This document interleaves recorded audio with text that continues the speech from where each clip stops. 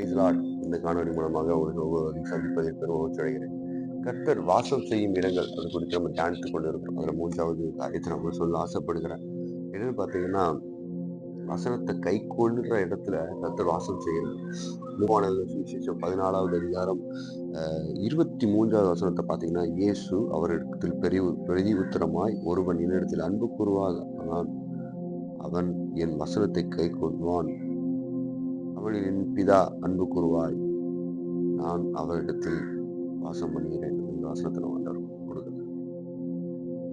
ஒருத்தர் ஆண்டவர்கிட்ட அன்பு கூறுறான்னா அவன் வந்து வசனத்தை கை கொள்வான். நான் அவன்கிட்ட வாசம் செய்கிறேன்.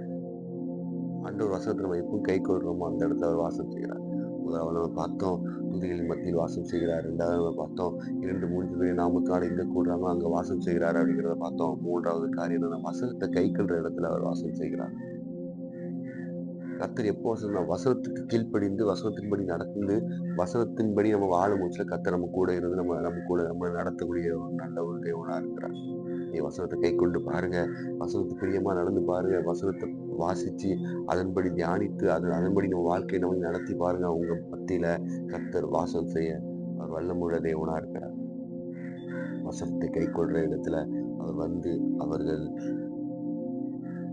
அங்க வாசம் செய்கிற ஒரு நல்ல ஒரு தகப்பனா நம்ம கர்த்தர் இருக்கார். கர்த்தர் தாமே ஒவ்வொருவரையும் ஆசீர்வதிப்பாராக. God plus.